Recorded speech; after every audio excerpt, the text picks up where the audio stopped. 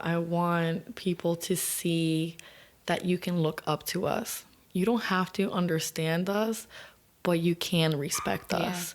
And just because you wouldn't do it doesn't mean it's the wrong way. Everybody has their own story to tell. This is mine. Don't shame me. Listen. And if you don't understand, ask. And if you still don't understand, then maybe it's not for you, and it's okay.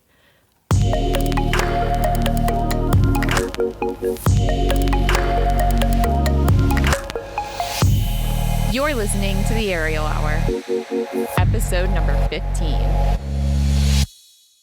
The Aerial Hour is a traveling podcast where I interview aerial entrepreneurs from all corners of our industry on how they grow and sustain their businesses. Hello, Aerial Hour friends. I hope you are having a fantastic week.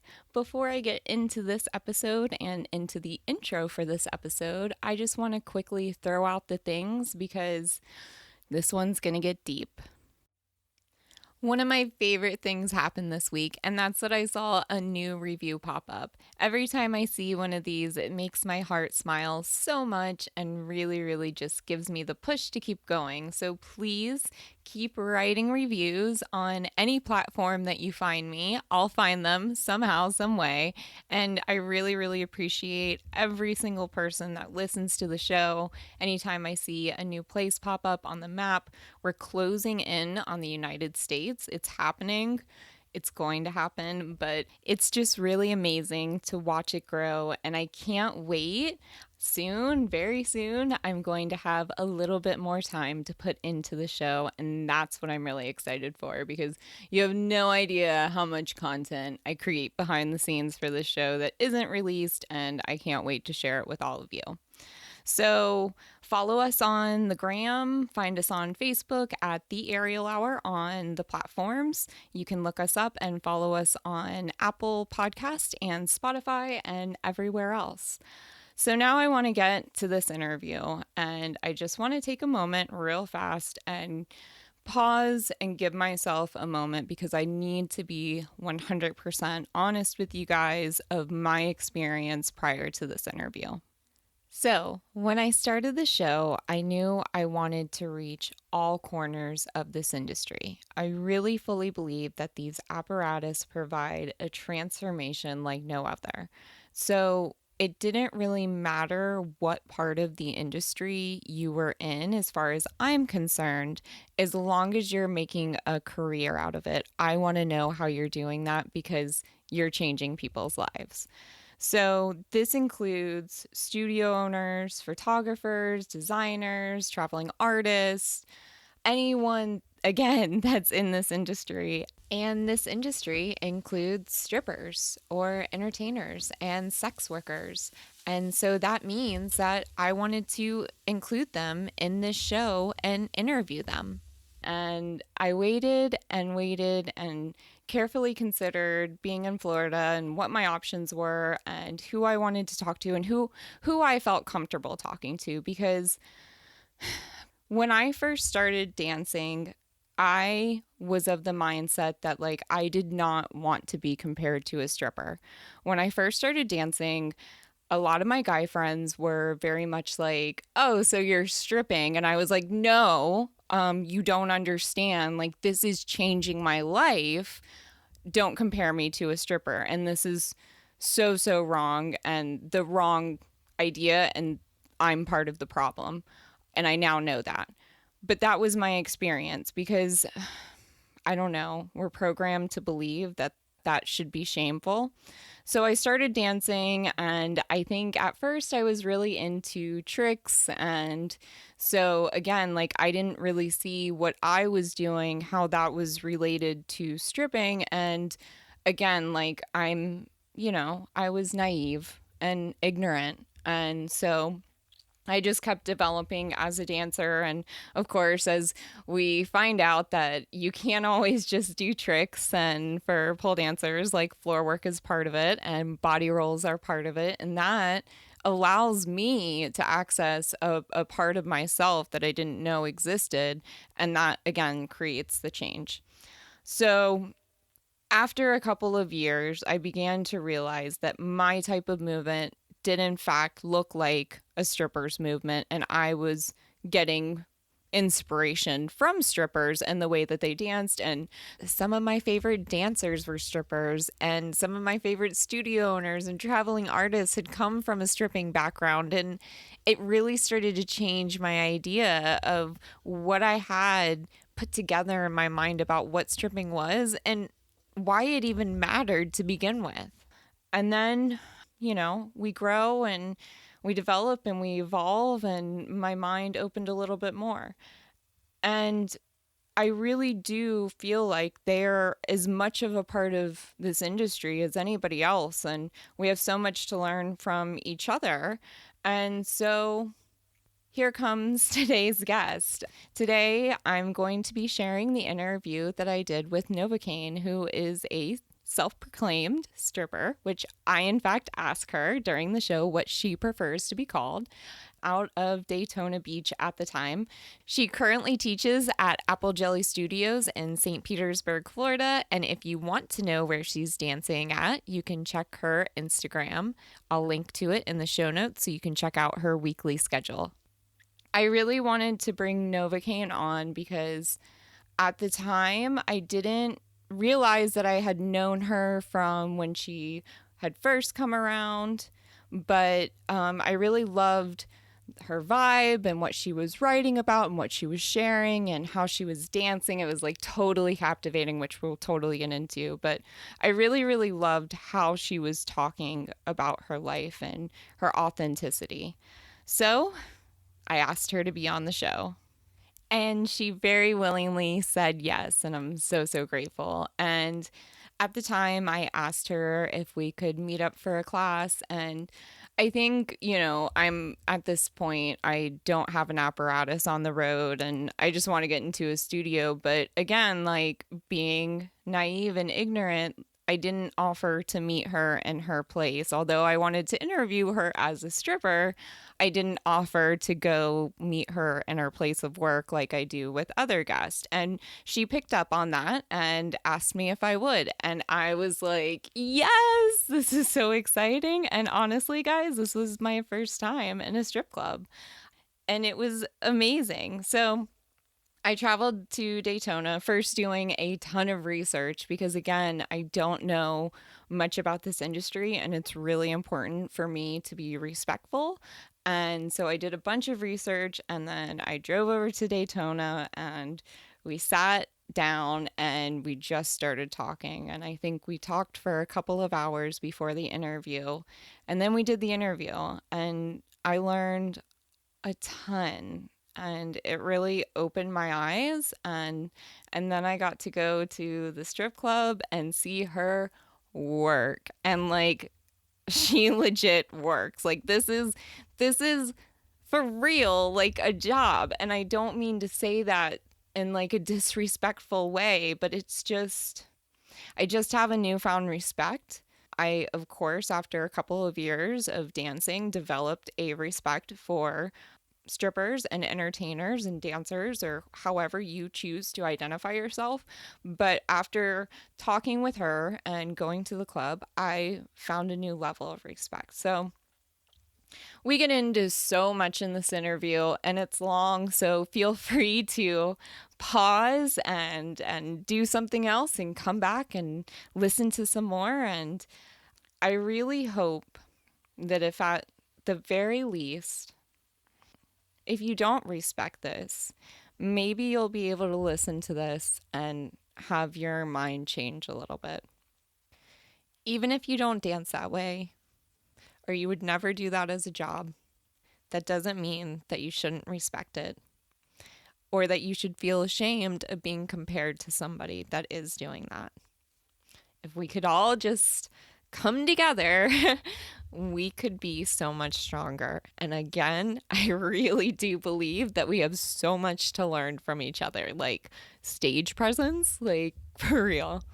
So we talk about how Nova got started, how she markets herself, how she does everything. I don't know. I don't want to go into what we talk about in the interview because it's already there. So I hope you join me and and sitting back and opening your mind. And if you already know all of this, thank you for listening, and I hope you enjoy. So I'm going to roll the tape. I'll see you guys on the other side.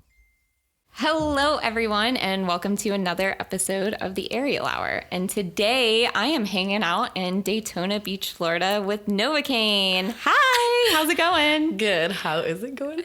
It's so good. We've been hanging out. I think I got here at 3 o'clock and it's now 5 and we're just starting to record. Yes. We enjoyed a beautiful charcuterie platter and have just been talking and laughing, and now we're finally ready to sit down and record. Yes. So let's get into it. We are in Daytona Beach. We're sitting at your house. Yes. Thank you so much for having me. I got to know your dogs. Tell me your dogs' names again. Mustache and Cello are mine. And then my roommates is Lydia and Little Baby. Oh, and they're just the cutest. Yes. Sassitude. Yes. Lydia holds a special place in my heart for forever.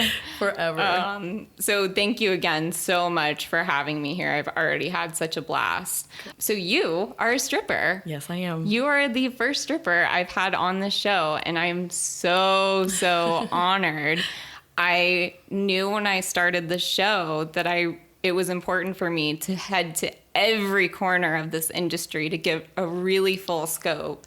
And you were the first stripper that I wanted to interview. I was like, it has to be her. She's perfect. Everything that she's doing is just so new and so important. Yes. So let's get into it. Yes. How long have you been dancing for total? Well, on and off since I was 19 years old. Okay. Yes. Very cool. I was a body piercer first. Oh, okay. Well, I had other jobs, and body piercing was big for me. I was making great amount of money. I was young. Yeah. I lived in my own apartment with roommates, but I was affording a very luxurious life with body piercing.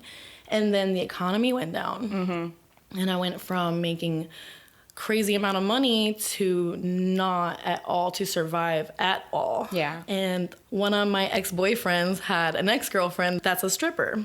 And she offered me to mentor me. Okay. And start me off. Okay. So the day that I went to Dancers Royale for the first time in Orlando, I went to her house first, and she opened her door and acted like she was my mom at prom night. She gave me a stripper makeover, very alternative. Okay. Gave me shoes, socks, outfits, did my makeup, my hair, pumped me up, said how proud she was of me, said that I was gonna kill it. Nothing that I was gonna expect for that. Right. Somebody to be so happy about being a stripper. Right. So that kind of started everything. The way she embraced me was so beautiful to me that I wanted to mimic that as well in my life. And it's kind of just catapulted the way I think about stripping. Yeah. I can feel that too. I think that's incredible. What a gift. Do you think, had you not had that mentor, do you think that things would be the same? No, because once I got in there, it was really tough. Okay. I saw disturbing things. This was over 10 years ago. Right. I've been a stripper on and off for 12 years now. And it set a tone where if she can see it like that, I can. And she's seeing the same things, you know, and even more. And for her to be so energetic and happy, I can do that. I can. Not that she didn't have her troubles. Rest in peace, Cassie. Forever. Yeah. Everything that I do in the stripper world is because of her. And she's always with me. Yeah. So that's so beautiful. What a welcoming way to enter something that seems so different from what you think it is. But that's just the thing. This is what this episode's about. It's so different from what perceived ideas society's placed in our minds about what stripping is. Yes. What was appealing about stripping more so than other jobs? It's not that it's fast money, because it's not fast money. You really do have to work your audience and know what you're doing to make fast money. It was that I can take home money. Remember, it was in a very tragic loss. I had cush life to I'm struggling now. Okay. And I need money right now. Right. And I was used to having money right now too, because with body piercing, you take home the tips. Yeah. And I used to get super tipped. Yeah. And that was really big for me. And that was pretty much what... Yeah. Yeah, I just needed money right now. I have to survive. Right. So it was my survival instinct to do that. Okay. And what were you doing? So you were a body piercer, but you had also done some school. Had you done school at that point? No, I was just graduated. I graduated in 2006. Oh, same. And then I was a fashion merchandiser Okay. for a little while.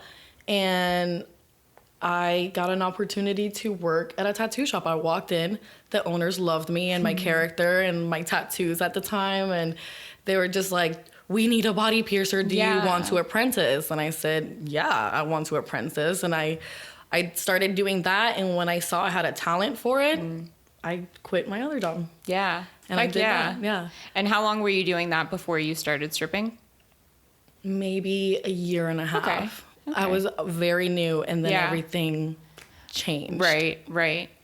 And you have gone to school. Yes. And you have a couple of degrees. Yes. I had to go to the military first. So I could afford it. Remember, I'm surviving on my own. Right. I don't have mommy money or daddy money. Right. It is survival of the fittest. You are out there and you have to finance everything. And if you want an education and you don't want to go into major debt, what are you going to do? Right. So not only was stripping the option, the other option for people that don't have privilege is the military. Right. And I was following the footsteps of my uncles, of my grandfather, and beyond. I was the first female to join the military in my family. Thank you. You're welcome. Yes. Thank you. And once I saw that stripping, although was fast money, it had no respect in the eyes of society. That gave me a big fear. And going in there, instead of going in with a hustler kind of mind, I went in as a victim too. It was like, I'm a victim of the economy and now I'm here.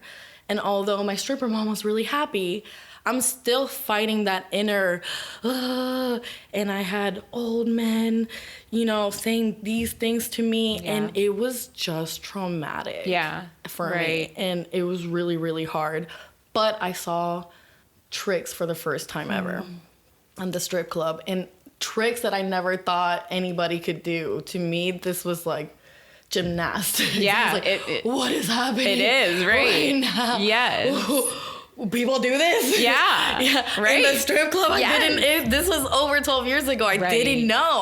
My first time in the strip club is me working. Wow. Yes. Wow. Okay. So the first time I walked in, I was like, whoa. And I saw these girls making a lot of money. And when I started trying to do a simple layback, I couldn't even come up from that. Yeah. A simple layback. I feel you. And the other girls were pulling me up, and I was like, get me out.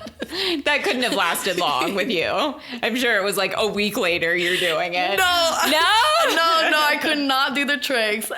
19-year-old me could not do the tricks. What I did was get creative, and I would take my dress off and I would like use it as tying my arms around the pole and like kind of BDSM kind of creative and do that. So even, this is like, you're 19, right? So even at that age, you had already like gotten a job body piercing because of your entertainment value. And then you're literally walking into a club having no experience whatsoever and finding a way to work around not having the experience to do the big tricks. Yep.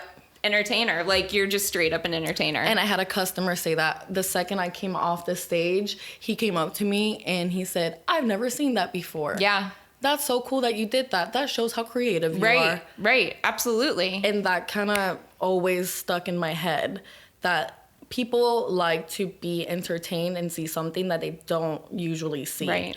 And that was like the beginning of the hustler mind. Yeah, that's amazing. And how long were you working in that particular club that you started at? Oh my God, a few months. Okay, a few months.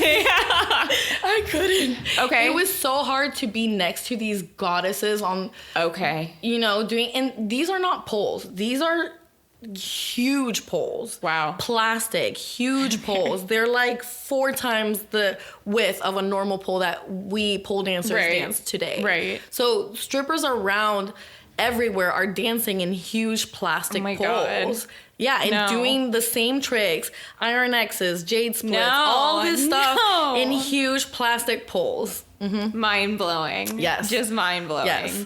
So that's insane. And so you were there for a couple of months and then you were like, I can't, I don't feel good. No. Yeah. It's not that it wasn't for me. I wasn't for it. Right. It wasn't the right place. I was too young. Right. I just needed to not do that because it was harming me more than it was helping me. Okay. And I said, what else can I do that's respectable? Okay. I can honor my family and become better, because that was my I understand. I came from victimizing myself coming in there, and I didn't want to be the shame of the family.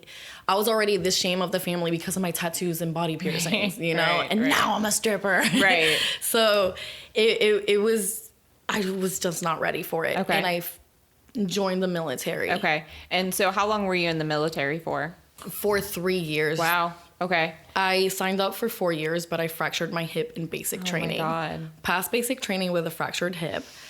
They gave me a month off medical leave until we started getting ready to deploy. And then the doctors were like, who can deploy? We have to medically discharge you. We have disabled you, and now you have to get out.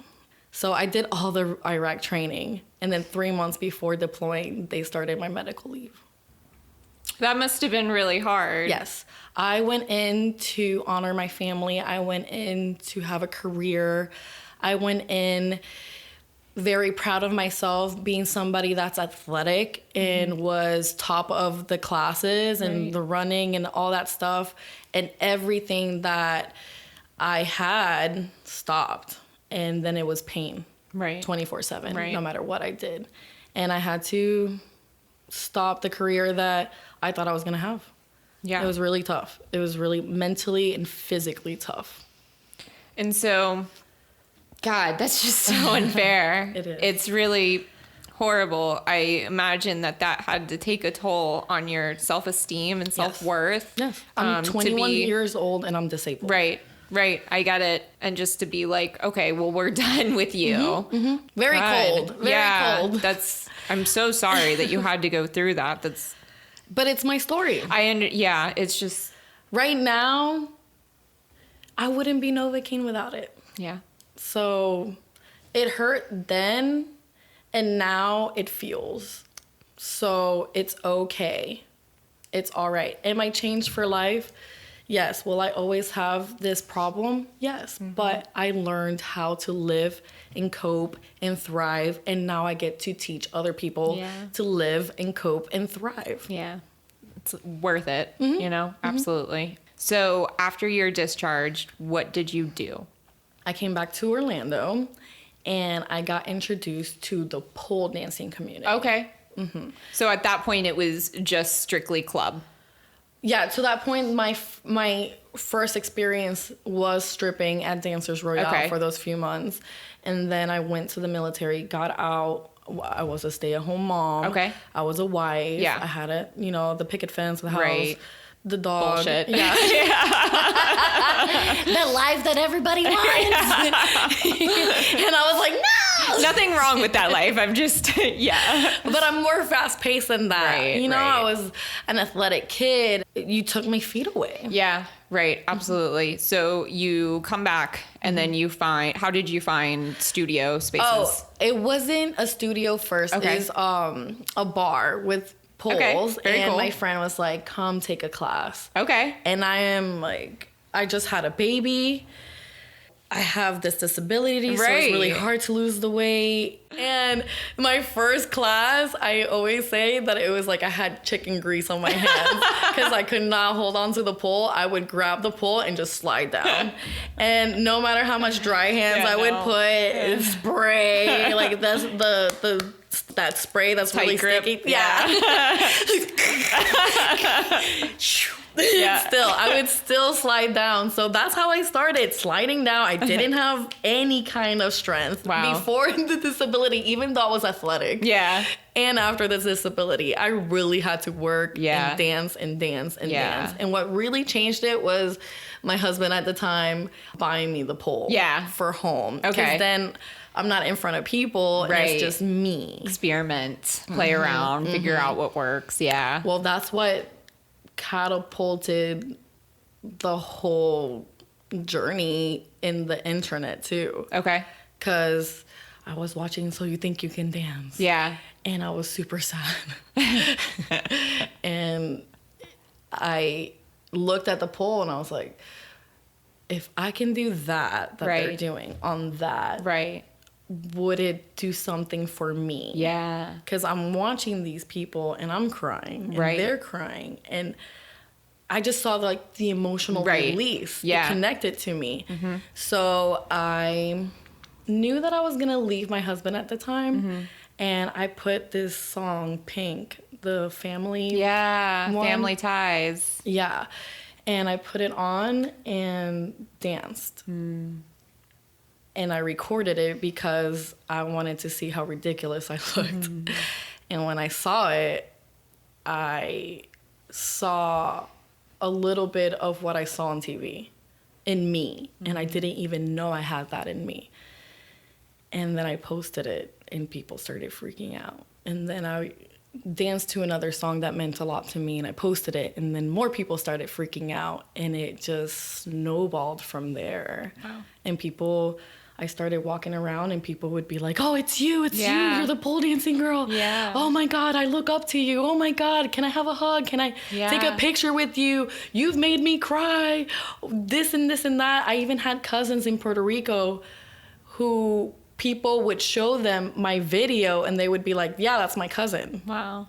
And it just blew up. Yeah, it was, my pain resonated with a lot of people and it helped me lose over 50 pounds. Yeah. And I was fit and nice.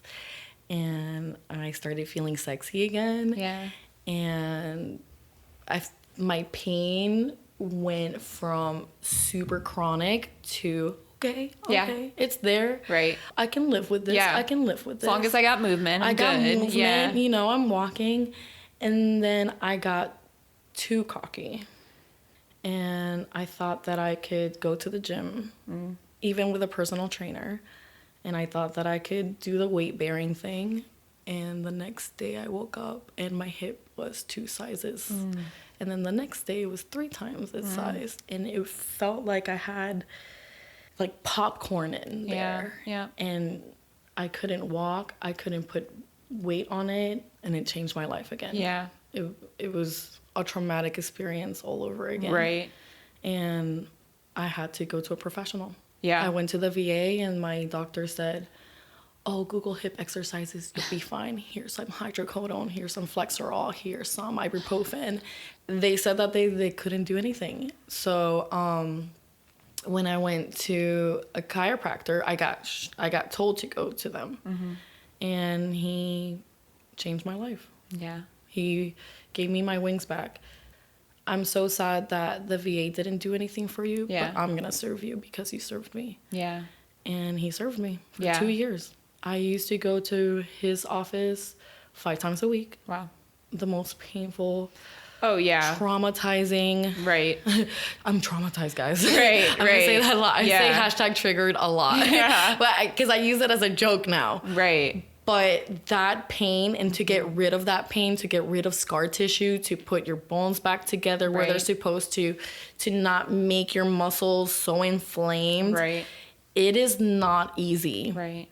And I had to work my ass off to walk again. Yeah.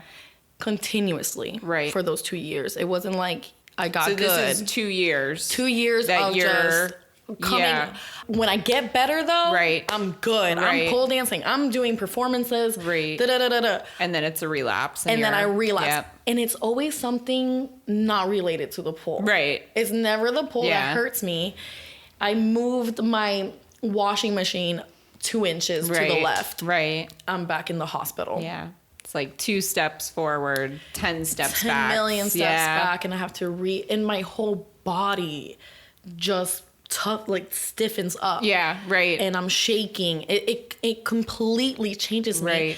But he helped me out and I got better, and he taught me how my body works and why it acts the way it does when it gets triggered. Yeah. So once I know that, okay, this is probably going to harm me, I start massaging it. Right. And he inspired me to take the massage classes. Right. And so you're a massage therapist as well, and you can work on your own body. Yes. If I want to be independent, I have to do this. Right. I have to educate myself. Right. Because all I have is me. Yeah. And I learned so much stuff. I learned how to treat myself, and I learned how to bring everything that I've been taught through all the experiences that I've had mixed into one. And now I know how to stretch myself while warming up, while not hurting myself, and working on that scar tissue breakup. Right. So That's incredible. I made a whole new science of it. Yeah. And so you started dancing at 19. You stopped, you went into the military, you were discharged from the military, you come out, and are you stripping on and off? No, Yeah. I'm going to school. I'm doing the film. No, I'm doing the audio engineering first.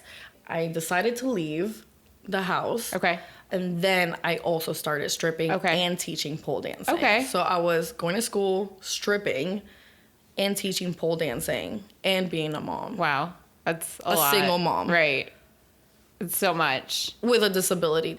When I came back, it was like liberating to be a stripper. Yeah. It was still triggering because I have sexual trauma. Right. That it just gets triggered when you first. Yeah. It's growing pains. It's understanding that you have to think a certain way. You have to bring boundaries. You have to understand that you're leaving the person who you are outside those doors and then bringing a character in. Right. You work, bring that character to the door, leave her there, and then you pick yourself back up and you keep doing the things that you yourself, who you really are. Yeah. Yeah. So I had to learn that first. Yeah. For it not to trigger me. But that working in Orlando taught me that. Yeah. And being the single mother and pole dancing and teaching and really advocating for self-healing, pole therapy taught me a lot. Yeah, that's incredible. Yeah. And I want to talk more about this. And so let's talk about this actually. What do you prefer to be called? Do you prefer dancer, exotic dancer, stripper? What do you personally prefer? I love being called a stripper. And why? Because when I say I'm a dancer, what kind? It always goes back. I wish you guys could see that face. And I just learned to love it. That's what I do. I strip. Yeah. I take my clothes off for money and I love it. I strip. Yeah. So I am a stripper. Yes. I don't see it as this damning word. No. I see it as a beautiful word, and I love being called a stripper. Good. Because in the end, exotic dancer. Anybody can be called an exotic dancer, really. Yeah. If you dance exotically, you're an exotic dancer. Exactly. But stripper is a stripper. Yeah. And I rock it. Yes. I love it. Yes. And so if you don't know, ask somebody. Ask somebody Exactly. what they prefer to be called. Yeah, my boundaries are totally different from other people's boundaries. Yes. You know, we're doing this interview, but this is my boundaries. Right. I'm speaking about my journey. Yes. Another stripper's They journey might- is completely. yeah, right, She might not be right. called. She might not want to be called a stripper. She might want Absolutely. to be called an exotic dancer or an entertainer or whatever. Yeah, no, I'm a stripper. Okay. Very cool. Mm-hmm. And I believe stripping is so much more than stripping, and it's really building a brand for yourself. Would you agree with that? Yes. Okay. And how did you, so you came back, you've since come back to stripping. When did you start back up? I started back up when I had to start all over again. Yeah. In this life, I had to reboot a few times over. Yeah. And I had to leave somebody very special to me. It was forced leave. And we just went our separate ways because we had to. And now, again, a single mother and trying to find independence. And, you know, stripping is my safety blanket. Right. I know that I can always go back to it. Yeah. So I thought about it and I thought about it, and I asked my highest conscience, my guides, my ancestors, anybody out there who has my greatest benefit in mind. And I asked and manifested an answer, and the answer was, go ahead and do it. Yeah. You are meant to do this. Yeah. And you came back so Hard. like so hard. Oh, so yes. I was hungry. When I Right. came back, I was like, never again will Right. I let anybody stop me from this. This is my journey. This is who I am. I'm going to show everybody what I've been trying to show you guys for years, and you guys wouldn't listen. Yeah. You guys just And we are blanket fucking statement. hearing it now. Yes, like yes. we're all here for it. But I had to now. regrow. I had to Right. have that time off. I had to have that learning, curving, strengthening 2 years Right. of life happening, and me seeing that, no, I cannot listen to you. Right. You listen to me. Right. And when I came back with force, Right. and I saw how everybody reacted to the new and improved NovaCaine, Yeah. it was just more fire. Right.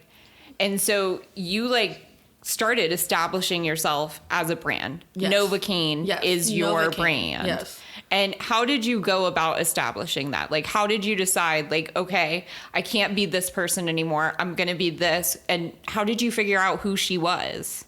Well, it all started in Orlando stripping at Rachel's Castleberry when I was Victoria. So that was my home club for the time being.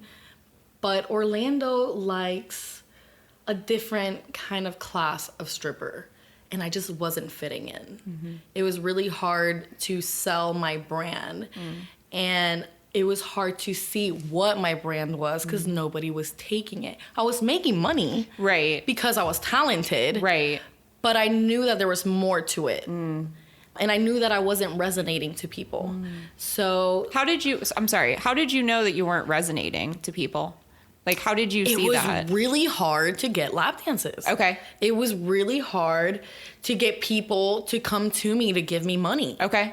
And unless I was doing crazy stuff on the pole. Right. Right. And that hurts. Yeah, that's not good long term. No. I have to literally kill myself to make Right. the $300. Or Right.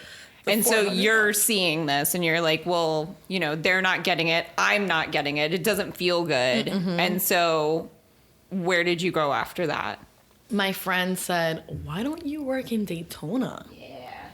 And I go, I don't know. Where would I work in Daytona? And why Daytona? Right. And they're like, they love tattoos. They would love your look. They would love your look. You really need to go to Daytona. And I said, okay, take me to Daytona then. Yes. I'm not going by myself. I don't know. And she's like, all right, let's take you to Lollipops. And this was in 2015. And she's like, come on. And I said, all right, let's go. And we are going down I-4 and I'm playing music and I don't know what kind of name to use because I'm Victoria. Okay. At Rachel's. Right. I'm Victoria or Right. Vicky. Okay. And I just put the music on. I put Pandora on and NovaCaine from Frank Ocean comes up.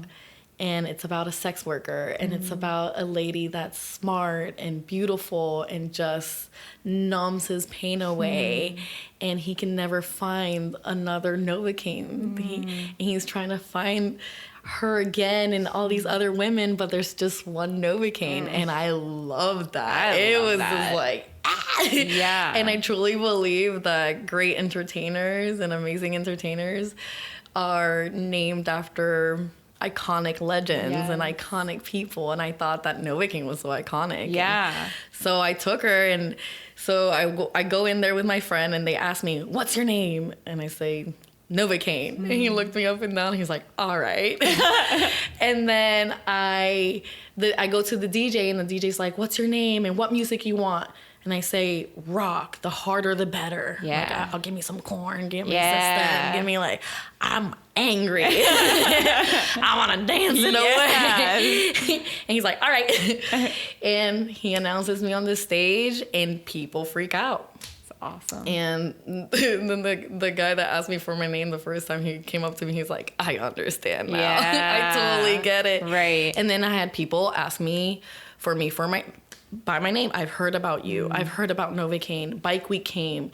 And then Biketoberfest came." And people that heard about me at Bike Week came back for Biketoberfest. Wow. People that didn't even come to Bike Week heard about me because of the people that went to Bike Week. And then they came to Biketoberfest and saw me there again. And they were like, "I've heard about you. Yeah. I heard that I need to come to you."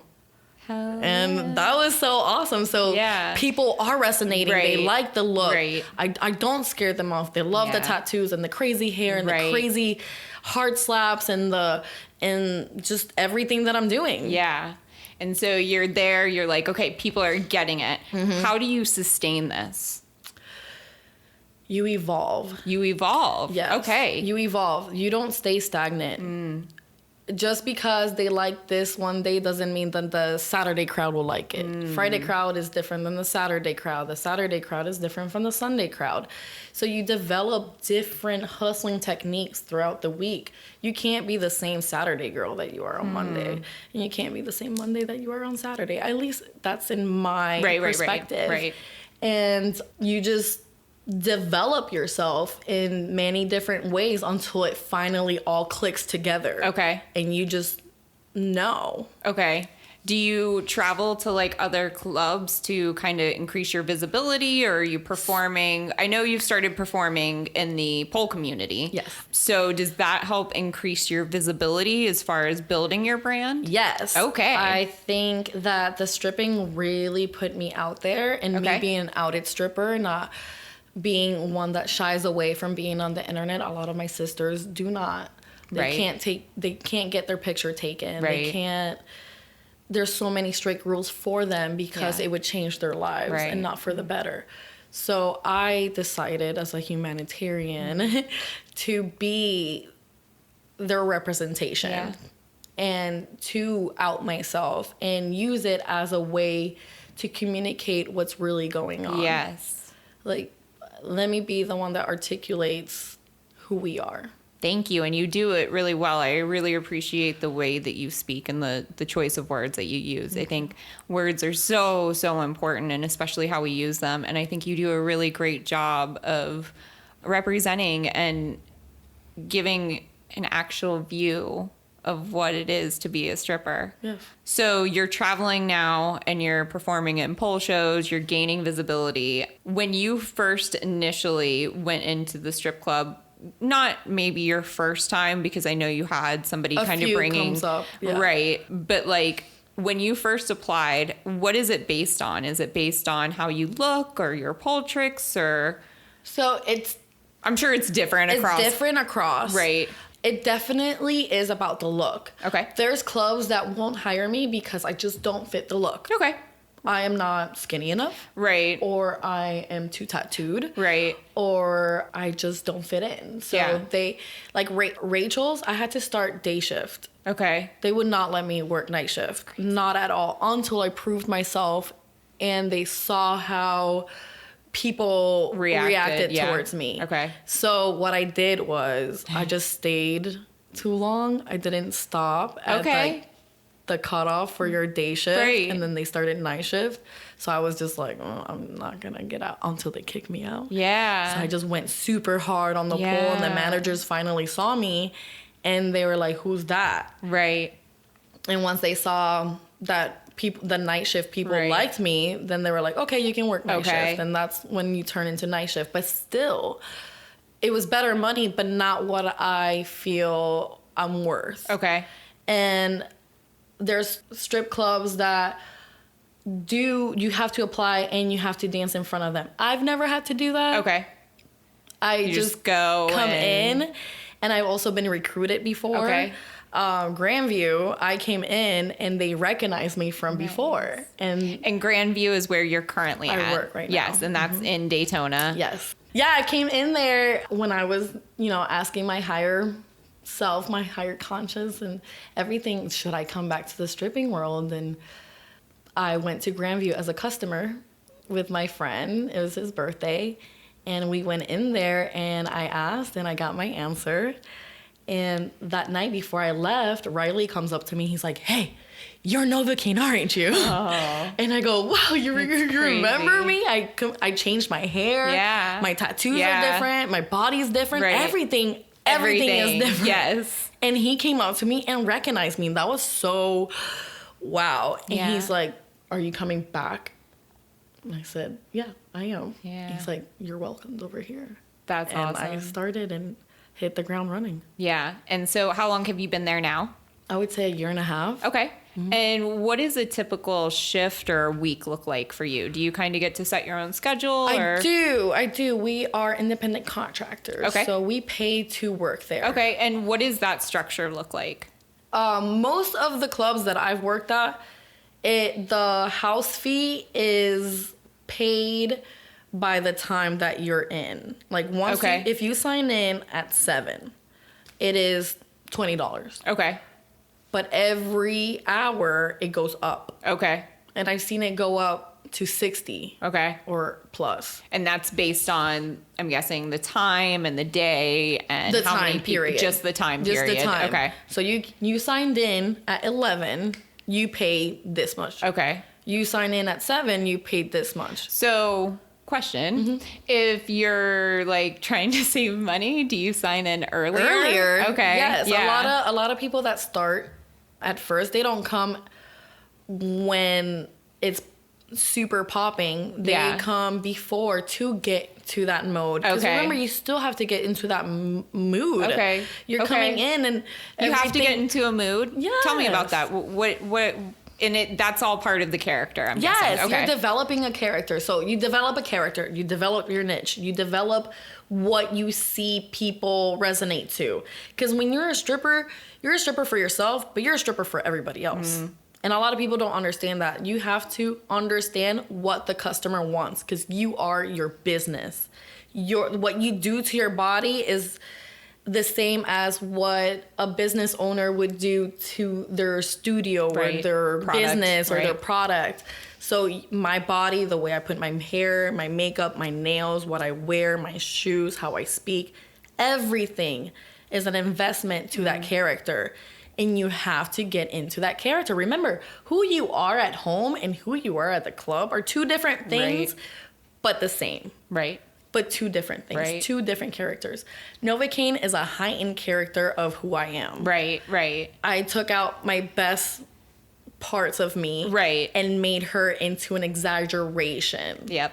Okay, so I'm an artistic person. Now I'm extra artistic. Right. Here. Yeah. I'm showing you how much I can modify my look with art. Right. How can I capture your attention than everything. So because of my disability, I don't like to work every day. Okay. I can't. Right. I have to develop to that. Yeah. So for this 1.5 years, it's been just 2 days a week. Okay. 2 days a week. Yeah. And then I heal. I stretch. I rest. I use it for modeling. So my Friday, Saturday is kill it at the club. Okay. Go as hard as possible. Yeah. Sunday, recover. And then Monday is still a recover day. Yeah. And then Tuesday, I feel alive again. But sometimes I do a lot of photo shoots on Mondays. Okay. So my week is more networking. Okay. Who can I talk to? Who can I show off to? Who can I show off my talent to? Who would like to book this with me or book that with me? Okay. And I just have to hustle. It's a 24/7 job. Right. So it's not necessarily stripping, but it still kind of goes along with it. So even though you're only in the club working for 2 days, the other 5 days of the week, I'm promoting myself. you're still working. Right. Right. So it's not like you're just hanging out, spending all that money. No, don't spend all your money. Right. Value your money. You're Invest your money. right. Invest your money. You're doing prep work, essentially. Yes. Right. So aside from stripping, you also model and you're an ink girl, right? Yeah, I'm Okay. an ins girl. I'm also is my girl. Yes. So this is, while it goes hand in hand, this also provides you an income too. So growing that way. When you're in the club, do you have like a clientele of like regulars that come in? And if so, how did you build that? Oh my goodness, regulars. I have regulars, but not so repetitive. Okay. I imagine for you, because you are like, as NovaCaine, such a character and stuff, you have people that fall in love with that character and they want to come in and see that character. I have those. Right. I definitely have those kind of regulars. Because there's different levels of regulars. Right. There's regulars that come to see you and they give you $2. Right. And then there's regulars that come to see you and give you hundreds. Right. You know, so Yeah. there's different regulars. Yeah. How did you build that? Was that just you being yourself and promoting your brand and who NovaCaine is in the club? Yeah. They see it, they fall in love with it, they want to support it, Okay. they want to cheer for it. They want to support it. That's interesting. That's not something that I really considered, actually. A lot of people don't. I've had people that come up to me and they're like, oh, I feel so bad giving you money. And I went, why? Right. And they're like, it just feels so dehumanizing. And I go, why? You're at a strip club. Right. I'm a stripper. Right. Actually, you're supporting me. Yeah. Yeah. It's like supporting a small business owner. It is. I'm a small business owner and you're like, paying for this. oh. Once you paint a picture. Right. And that's what I was just going to say. I think it goes back to the sales word pitch. choice and word choice and all that. And like you said, painting a picture so that somebody understands that you're a person. Like, yes, I am this character. However, this character still has to pay her bills. Exactly. Like, I still have this normal life outside of this. So aside from the networking, what other prep work goes into doing this? Oh, food is really big. Yeah? Food really changes my body, Okay. my energy. Yeah. Like I said, my body is my business. Right. So prep work is everything that builds your character Yeah. from the ground up, from Right. your toes all the way to your ends of your hair. Yeah. How long does it take you to get ready for a night? Oh, 2 hours. 2 hours. At least. 2 hours. 2 hours. So again, I just keep going back to this because I think a lot of times, especially in the community, we think that, I mean, I'm guilty of it. I think when I first started dancing, I was like, oh, I could go do that. I could go do tricks in a strip club. And I think a lot of times we think it's just that easy. So while you're going to a club, let's say you get there at 10 and you're there till what, 2 or 3 in the morning? Yes, Okay. 3. So that's like 6 hours. So add another 2 on to that for the prep. So that's 8 hours. And then all the additional prep work that goes into it is way more than what people actually think it is. And promoting yourself. Right. And you are your own promoter. How do you promote yourself? I network 24/7, no matter where I'm at. I don't just use the internet. I speak to people face to face. So what does that look like? People stop me because of the way I look, Yeah. my tattoo, Right. my nails. Yeah. And so that's when I go, well, I am NovaCaine. I am a stripper.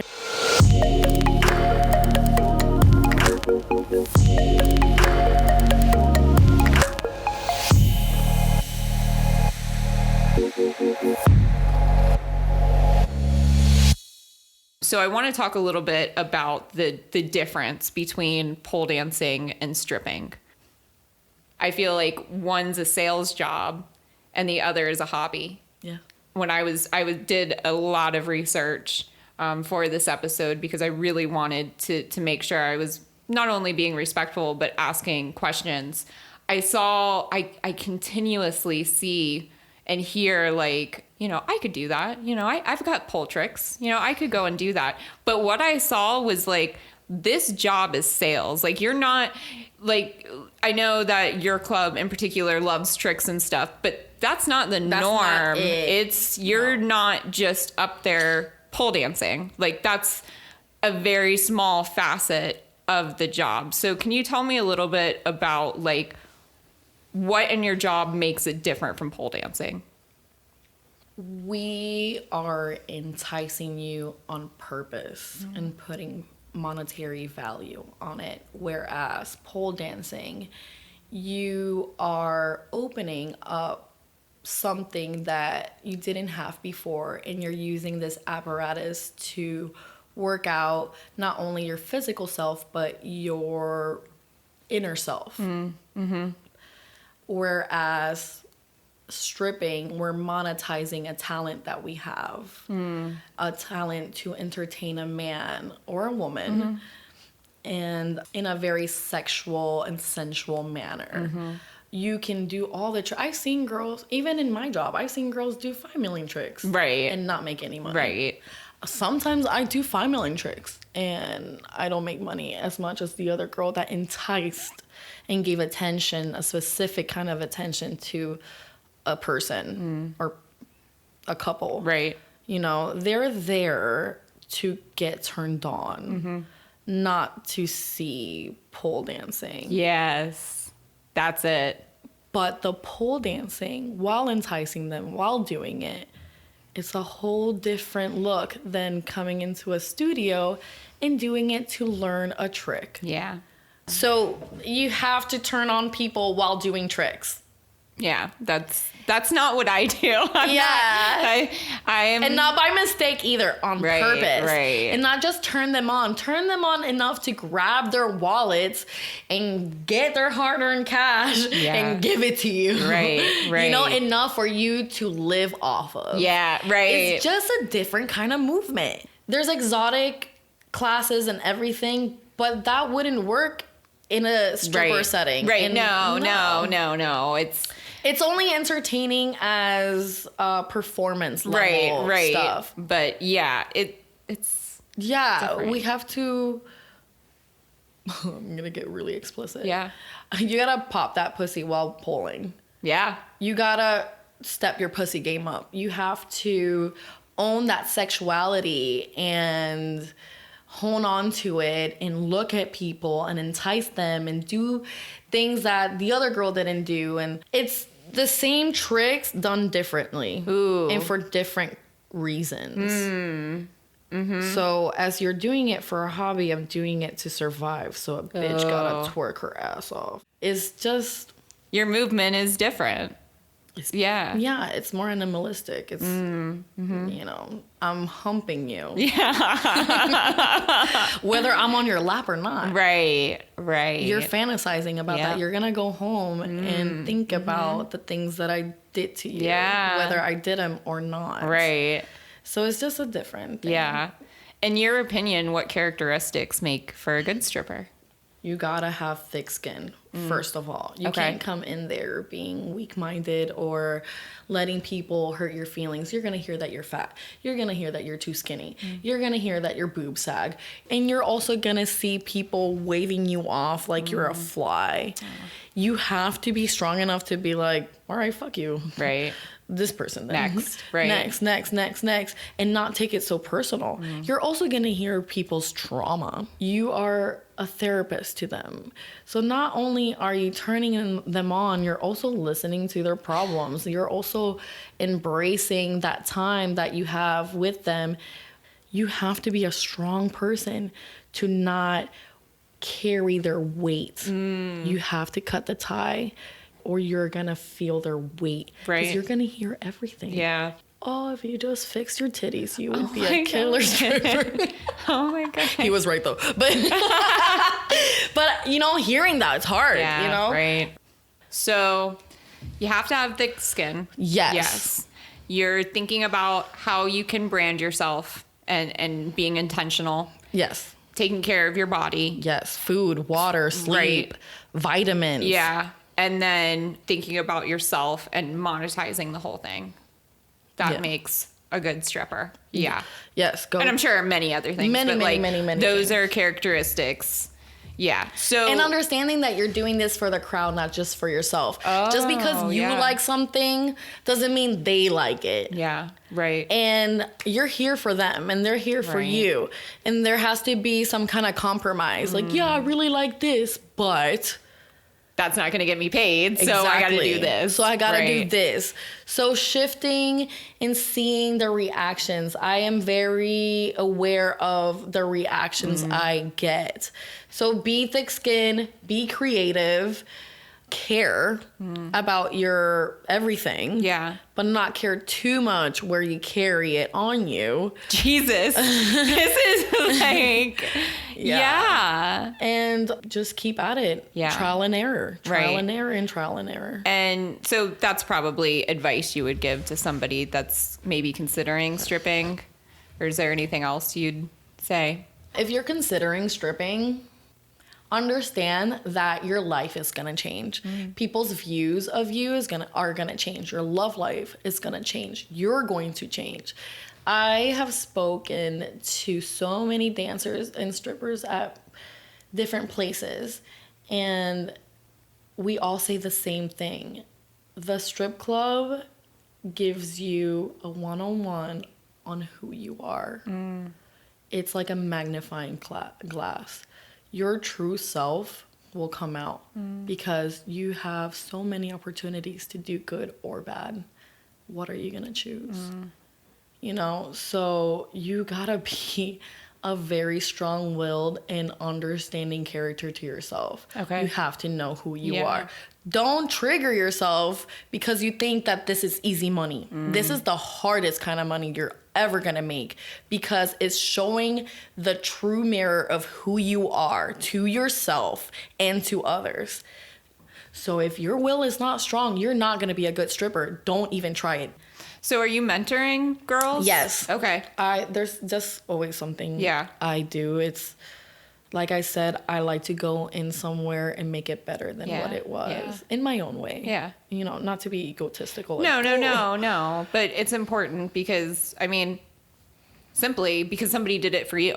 Like if somebody wouldn't have taken you in that way, Who knows? You might not have the same relationship you do with it today. And, you know, your history as well. But, you know, I give back because it was given freely to me. Exactly. Yeah. I always give. Yeah. I always give back what was given to me. Yeah. I truly believe in that. So yes, I have baby strippers that I come to you.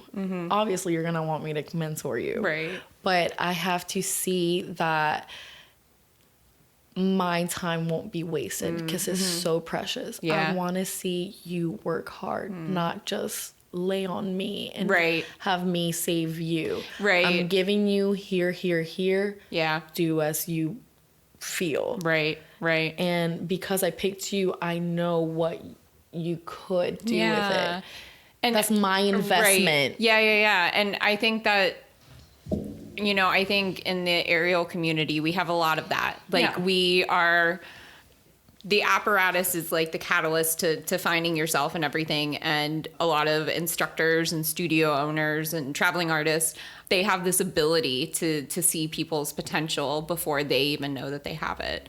And I think it's part of what makes this community so special is having people that are like, you know what?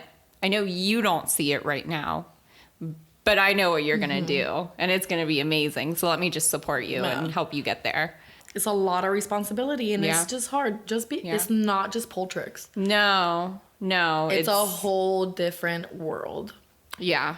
I read an article that talked about maybe customers like trying to haggle or like not pay. How have you run into that? Oh, yeah. Okay. How do you handle that? The price is what I say. I don't make the rules, honey. I just follow them. The rules is this is how much it is for a lap dance. Yeah. Maybe I can give you, you know, something like a free song if we go over this amount. Right. Or like if it's 2 or more people in the lap dance room, Right. I'll give you, you know, a discount. Right. But that's totally up to you. And it depends. It's either say no to the 30 instead of the 40 Okay. and not get anything, Right. or say yes to the 30 Yeah. Yeah. instead of the 0. Man, It those balls though, to even like try. yes, to drag me to say you're not worth this Right, much. right. You're worth this much. Right. When I lap dance for 3 people in a row, that Yeah. is extra hard. Yeah. 3 people Right. and then me. Yeah. How am I gonna entertain all of y'all? Right. You know? Right. So only if I feel like it. Yeah. Yeah. But I would say no. And it's very offensive to say Yeah. that. To minimize my pay. Right. Ugh, disgusting. Let's talk a little bit about strip club etiquette. Yeah. In doing this research, I was beyond shocked to find out that women are among the worst customers at a strip club, which completely blows my mind because we're also women. So You would think we know better. right. So can you tell me what are some ways that you should behave as a customer in a strip club? First of all, don't touch us. Especially my genitalia. Oh, Why are you touching my pussy? Because all I'm going to think is, if you touch mine, who else's have Yeah. you touched? And now you're going to touch mine? Get away from me. Yeah. Ew. no, I saw like women would be grabbing other women, not tipping. What is the tipping etiquette in a strip club? I mean, the longer I'm in there, the more you should tip. Okay. All right. If I'm giving you a show, you should be tipping. Yeah. If you're done tipping, Stop say the it. show. Yeah, stop the show. Like, Don't waste okay. my time. Right. Our time is worth money, so you're stealing from us now. You're wasting our time, so you're stealing from us. We could have gone somewhere else and made our Right. money. Okay, I'm not your cup of tea. I'm somebody else's cup of tea. So stop me, and I'll go somewhere else. Right. So always tip, even if you don't like her. Okay. So let's say you approach somebody in a club and they're like just not into you. What should that person tip you? Like All of their cash. their cash. Like, what would be a polite way to say, here's some money, get away from me? And what should that amount be? I would say if a stripper stops you and she tries to entertain you and you're just not having it, maybe $5. Okay, You know, like give okay, her 5 and be yeah. like, go make your money. People say that to me all the Yeah. time, like, oh, go make your money. That Okay. means that's their way And of do saying I you don't have it. appreciate that? Oh, of course. Yeah, you'd Yeah. much rather have somebody like Hell that yeah. that's saying like, "I'm Tell we're, me. we're good." Yeah. Tell me. Yeah. I would say $5. Okay. That gets really expensive too if a Yeah. bunch of strippers are coming to Right. you. Just just stop them from the get. Yeah. I don't mind when people are like, no, thank you. Yeah. That's fine. Right. Again, this is a consenting thing. Like if you don't consent to it, then I'm not gonna be all over you. Yeah. So that's fine. Just Right. tell me and I can go and get somebody else who's Right.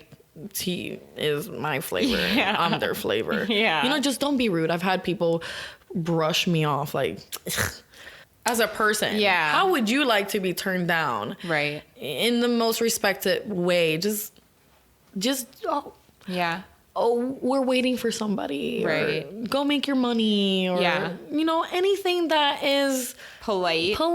Yeah. that you wouldn't mind hearing yourself. Right. But don't shoo me like I'm some nuisance. Yeah. And I'm a human. I'll put you in your place. So we were speaking about women being the worst. Yeah. Yes, they are. They think because I have a vagina, I can touch your vagina. Right. I'm not saying assault me. This job is not for you to do whatever it is that you want to do. So I was in a VIP and a regular comes up to me. He's like, hey, dance for my girl. cool. Kiki, I'll go dance. And I'm dancing. And they're all like, touch her. Come on. So it just felt like a nightmare. Yeah. You know, having like 10 people screaming at this girl that I'm supposed to seduce and entertain, and you're telling her to touch my pussy. To assault you. To assault you. Females, too. The worst one was a female she goes, you can touch her. It's not like she can have consent anyways. Verbatim. What she said. And I turned around, I said, bet. This shit has got to stop. Mm-hmm. Like, she stopped dead in her tracks. Everybody did. They all shut up. But you have to stand your ground. Understand that they don't understand. And that's all you can really do. You stop it or you just go. How much is your money worth to me? Right. Okay, you're giving me 20. Okay, you're giving me 100. But how much is it really truly worth? Right. Going to a strip club, it does not matter if it's full nude. No, if it's don't bikini touch. bar, do not touch. You go through the boundary of the dancer. And I imagine that as soon as that boundary is crossed, it kind of crosses into yourself and beyond that character, because it's almost like where you didn't touch NovaCaine, like you touched me. Not only that, but you at your job where you have to be somebody else. So stop touching strippers, male and female, when you're at the club, and tip well. Go to have a good time and be kind. Yes. And treat people with respect. Let it be consensual. Yeah. Like, I'm a sex worker. Sometimes these people need this. Yeah. Okay, so now that's a customer. What is some etiquette of being like a coworker? Don't be jealous. How do you keep from getting jealous? I don't. The only time I get jealous is when my pets give my roommate more love. So don't get jealous. No, it hurts. I've lost a lot of friendships because of jealousy. Yeah. And I take that very deeply. Yeah. You know, don't be jealous of me. Right. I worked my ass off. Yeah, no, I know. I've cried. I've shed tears. I sacrificed so much for this.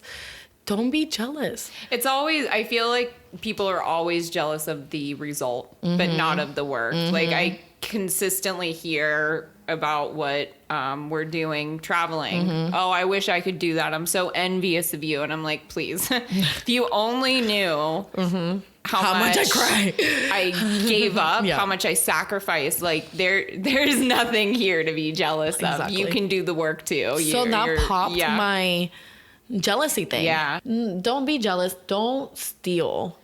Okay.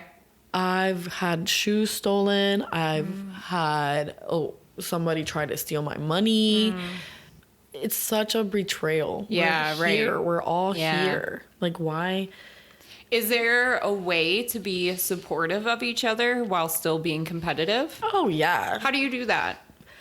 You just build each other up. What are you competing though? Like, what is the goal? There's no crown. There's no finish line. So being competitive should be more of supporting each other. And I've always been in male dominated industries. So I get the competitiveness without it damaging your friendship.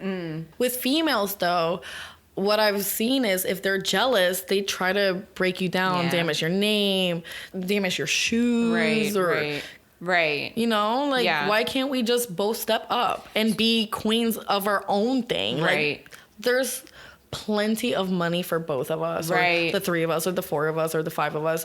What are we competing? And everybody wants something different. So, yeah. Also, it's okay to be inspired by somebody, but to take their certain moves that are their things, I think that's rude as well. Yeah, that's like a whole nother topic that we could go into about intellectual property and, you know. And I like how you said, like, you can use it as inspiration, but don't just straight up take it. Yeah. Like, I mean, I have definitely used somebody else's sequence to get me moving, but it stops there. Like, like 1, 2, 3, the rest is me. Exactly. It's so important though. Yes. Many instances where I'm flabbergasted by things. I've seen NovaCaine get gentrified a lot. Right. And it hurts. But at the same time, it also hurts me in a different way because then I hurt for you. Because that means you don't understand yourself either. So you're going through your own dilemma inside. Yourself is not realized yet. So you use my stuff to try to find who you are. So it makes me sad in that sense. Not only do I feel betrayed because you just stole from me. Right. But I also feel bad for you because you don't know who you are. Yeah. So I guess if you do what you need to do and hopefully you learn who you are so you don't have to take somebody else's. Right. So being a good coworker as a stripper, don't steal. Don't be jealous. No reason to be jealous. Don't take moves and support each other. Yeah. Don't talk about each other. Right. So work on yourself. Yeah, I like that. Last thing I want to talk to you that's very serious, last serious topic is your thoughts on FOSTA and SESTA. I know this is affecting the sex working community as a whole. If you're not familiar with FOSTA and SESTA, I don't know why you're listening to the show because you should be. It's been running rampant through our community. It was a law that was intended to curb sex trafficking, but is actually just censored most of the community. So how have these laws affected your personal business? It confuses people first. Okay. Because they blanket statement sex trafficking. So I'm already fighting a thought process that society has that's negative, and that just added even more, right? I'm not being sex trafficked. This is a consenting thing that I'm doing. To compare it to sex trafficking is so demeaning to the person being sex trafficked. It's not the same. It is definitely two different things. If you want to fix sex trafficking, then go fix it. And aim to those people who are saying no and people are forcing them. Right. I am saying I'm a consenting adult who is strong enough to deal with this job and nobody's forcing me. Right. I'm trying to raise the standard. And FOSTA SESTA, stopping my visibility, harms my promotion and it harms my paycheck because you're basically the government is basically telling me that I'm not worth it. Well, they're victimizing me. Right. And it's stopping me from showing what good this job can do. Right. So there's church ladies that come to my strip club once a month and they bring food and little items and they pray if we want to pray or whatever. They pray for you? Oh. How kind of them, praying for your soul. So I told them, hey, if you really want to help, I'm doing twerking for tampons. I would love for you to donate. That's another way of helping people that are actually in need. And the ladies looked at me like, wait, what? Yeah. And I'm like, yeah, the ladies that are actually in need. Right. Out there that don't have tampons and pads. And, right. And I explained what I explained. Yeah. And they were like, oh my God. And one of them came up to me and she's like, oh, well, the sex trafficking, they believe that we're getting sex trafficked too. And that's why they come here to save us and help us and whatever. It's such a difficult subject. Yeah. Because do girls in there need help? Probably. Right. Are girls in strip clubs getting sex trafficked? I don't know. Right. But I'm sure yes. Right. But we're not the only job There's massage therapists that are yeah. getting sex trafficked too. Absolutely. You know, they don't even have licenses. Right. You know, so they're not even massage therapists. Right. You know, and when I went to Aveda, they were speaking about that as well. So that was another job that gets confused for sex trafficking too and all that stuff. But it harms us in the way that it confuses people about our consent and our power. And it stops the visibility. It shames us. It makes us look like victims of something that we're not.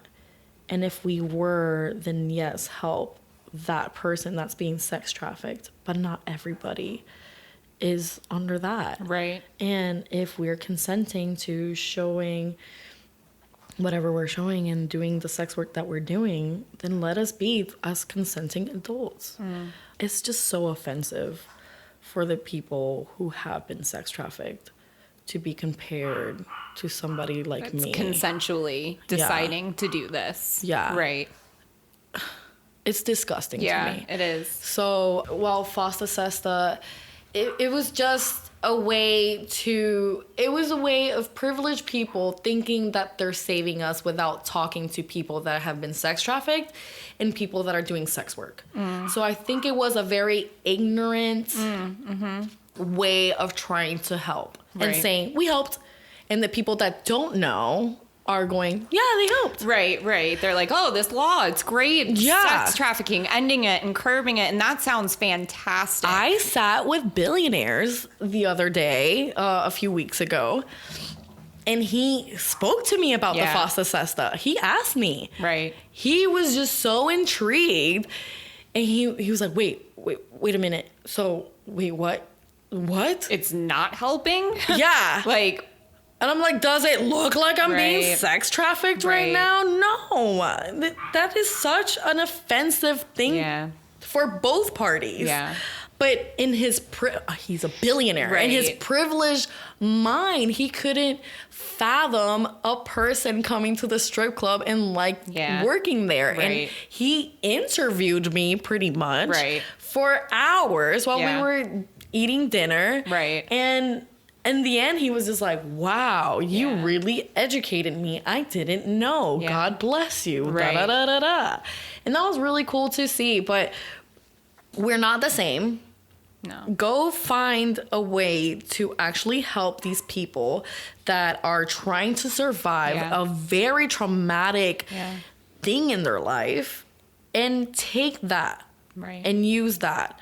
But don't get sex workers that are consensual sex workers involved in that blanket because you're suffocating us. You're not helping us. You're suffocating us. You're taking out our air. You're taking out our safety. You're telling other people that we're less than again.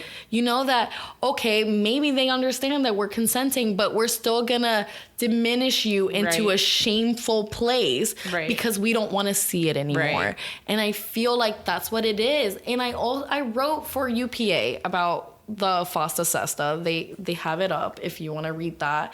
But I really feel like this is karma in the pole industry as well, because they diminished the strippers that they took from. And now we're all getting banned. Whether you are a stripper or not, you're considered like you're getting sex trafficked too in this Fosta Sesta thing, and we're gonna shadow ban you. We're gonna close we're gonna kick you out of the internet because your body's not allowed to be seen either. So now we both get shamed because you try to shame me and make yourself so different and so much better because you do it as a hobby and not for work. But it's the same. Yeah. But it's the same and not. But at the same time, it's our bodies are being shamed because you shamed. And you fed into that fuel and you are getting burnt now. This is what happens when you shame people but do the same thing. Nobody knows the difference right now. They just see a girl in a thong dancing on the pole seductively. They don't understand that a pole dancer and a stripper are two different things. And you trying to separate yourself from us even though you're literally you're using taking us from us. Yeah. And that's, again, and like that's why this is so important to do this. Like, strippers are the original aerial entrepreneurs, like along with like circus people, but like give respect, yo. Like, it's karma. You know, like I said earlier, like I was definitely, when I first started pole, I was definitely guilty of trying to separate myself from being a stripper. And I was like, no, this is sport. But as I started to develop myself, because that's what happened for me in my pole journey, is that aside from the fitness aspect, I became in tune with my own sexuality. And then I was like, oh, this is empowering. And then I began to understand and embrace the fact that we came from strippers and that we came from circus and that we came from gymnasts. We came from everything, but we just need to respect it. And especially in our specific community. Yes. You guys were the voice to stop that line that we are less than, and because you yourself, a person that's pole dancing, said we're bad, we are all bad now. So you are reaping in what you sowed this whole entire time. How is it that somebody else is gonna respect all of us if you don't respect us either? So they're not gonna respect you. They don't see the difference. People that I speak to don't even know that there's a tiff between pole dancers and strippers. And when I tell them that, they're like, what? Yeah, it doesn't make any sense. The guys in the strip club and the girls in the strip club, like, that don't know anything about the pole community, and I tell them there's this divide. They are always astonished. They're just... Yeah, because it really doesn't make no sense. Like, why wouldn't we support you guys? Why wouldn't we embrace you just as much as you've embraced us? Like, I mean, I wasn't around when, you know, pole went mainstream, but like, I don't know. I can't imagine a stripper going into a pole class and being like, you took this from me, you know? Like, it should be... Well, we're not visible yet. The girls out there that are strippers and are in the pole studios, we kind of sometimes have to diminish ourselves. Again, like I posted about the culture shock. I go in there and I can't be this loud, blah, blah, blah, slapping here, slapping that, this and this and that, how I do at work, because I'm sharing a space. We're all growing here. It's not just ooh la la me, blah blah blah. Whereas at work, you want that character. Ooh la la me, look at me, look at me, look at me. But I don't feel like we have enough visibility in the studios. I feel like more strippers should go to studios. Yeah. So do you feel like maybe that's part of the issue? I mean, I hate to ask you what the issue is, because it's obviously not your issue. It's our issue. But do you think that, like, maybe both ways, maybe more pole dancers going into strip clubs and strippers going into pole dancers? This is why I invited you to my home, both the one that I live in and the one I make my living in. I want you to experience. You said, oh, let's go to this class. And not that it offended me or anything, but at the same time, I was like, man, why can't you just come to me? So how can I explain this and just paint a picture when I can actually show you? And thank God you said that. I was so excited. You know, like, I feel like I'm just so concerned with being respectful that, like, I don't want to just be like, hey, can you take me to your class? But I was really, really glad, because I think it's bridging that gap. Come see me. Come see us. Come support us. Come get inspired by us. And the same for strippers. Go into class. Learn something new. Like, let's bring us together, because when we come together, we're so much stronger. And we can accomplish so much more. I'm telling you, if we divide, we're telling people we're not respectable as a community in full. So us having this tiff war, us not being able to compete because we're strippers. Yeah. Us having to do... You are telling everybody else we are less than, and you're gentrifying us and making it... Oh, it's only good if you don't do it for a living. Right. Those girls are second-class citizens. And it hurts. And it does. Again, when you are in the club, it's life and death. Right. I've seen girls that maybe, just maybe, if society didn't look at us this way, maybe they could have made a career out of this. Yeah. Maybe them having the chance to go to a studio and be embraced and having that support system to get them into a competition and have a goal and showing people their talent. Yeah. And maybe things would have been different. Yeah. But because we don't have that chance and people are stopping us from having that chance and shushing us and censoring us and not putting us in these situations where we can thrive, you're stopping us from who knows what greatness. Right. And now I have to see girls getting buried. Yeah. I'm not saying that that's the reason why girls die. No. I'm saying that adds to their death. It's a contributing factor. Mm-hmm. Yeah. That's why I'm so passionate. I've had girls who were incredibly talented dancers where I saw Sophia in the semi-finals for the competition at Grandview. And this was the last time I saw her dance before she died. And she was so beautiful, so elegant. She commanded everything. She could have gone somewhere with it. But how can she if there's no support? Yeah. I'm trying to be the first in line, the one that grabs the bullets, so those Sophias out there can make something out of their lives. Why can't we be the next pole star? Mm-hmm. Why? Right. Because Yeah, no, you brought up a really good point when we were talking, like, the weeks prior to this, that, like, when you were in the military and you were learning how to, like, murder people, that when you got out and people are saluting you for that, but yet shaming you because you're a stripper. It's so twisted, and you're that same soldier. Right. Yeah. Like, why do I get saluted to go to a different country and kill my peer that is defending their country? And then I come home and I can't make a living out of my choosing. Right.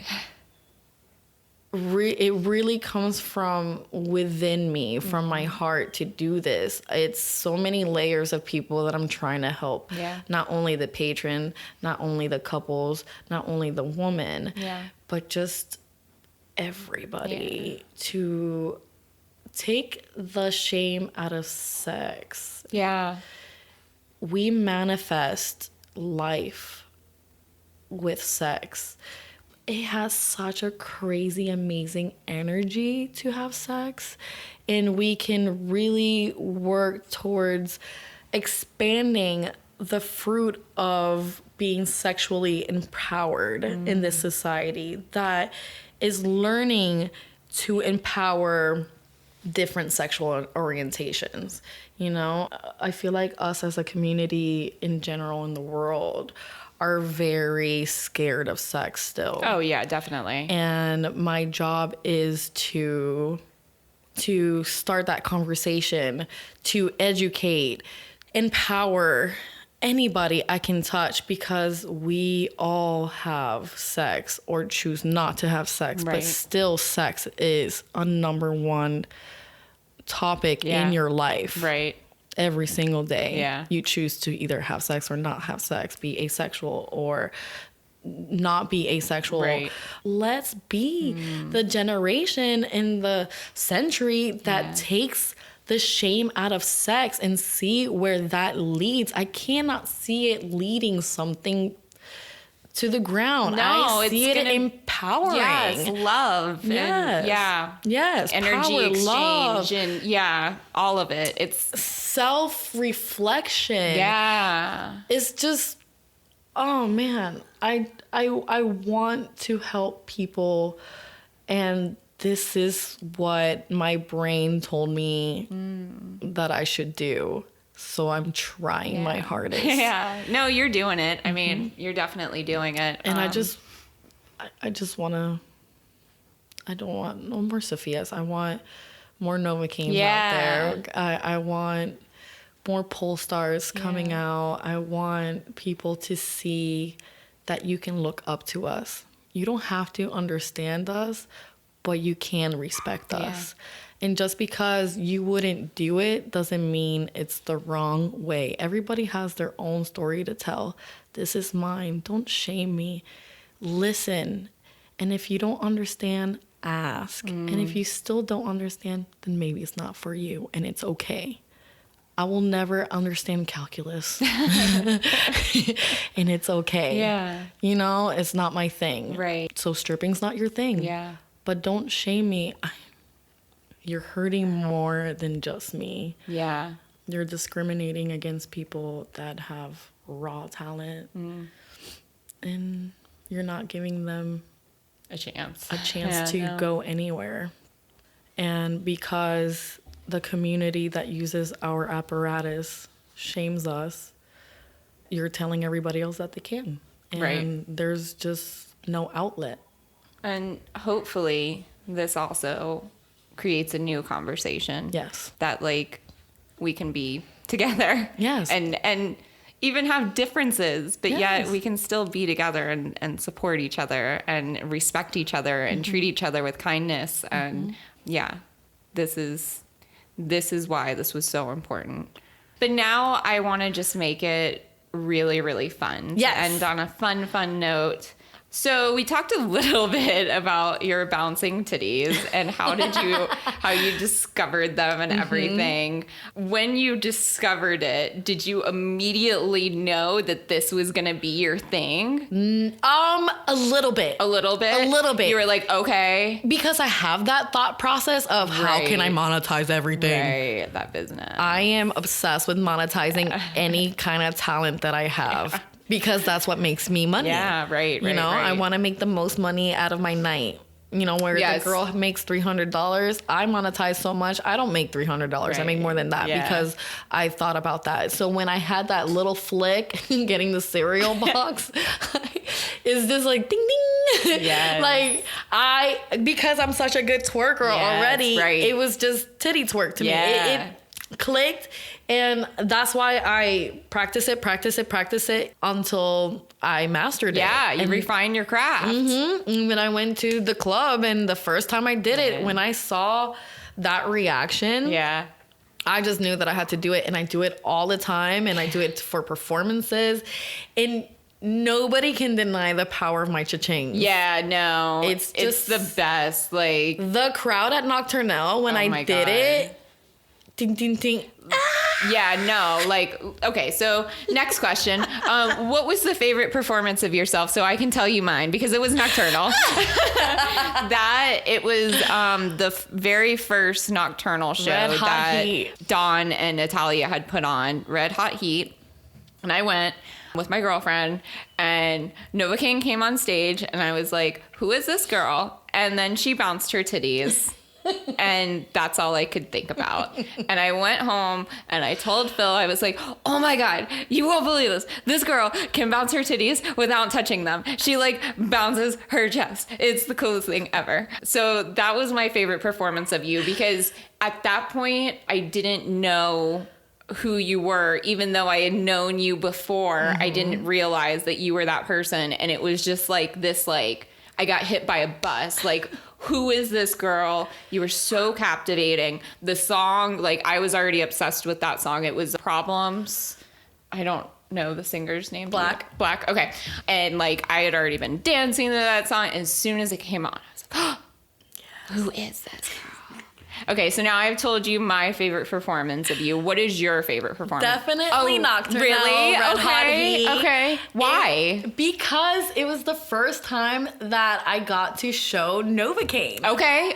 To a wide audience. Okay, so at that point, before that, NovaCaine was only a character in the club. In the club. Okay. I did pasties and panties at Dandelions. Okay. And that's where Dawn found me. Okay. And just scooped me up. Yeah. Right? I love Brie. But yeah, I love Brie too. But I feel like I was still holding back. Okay. I showed NovaCaine. Right. And people were like, whoa, Yeah. what happened? Yeah.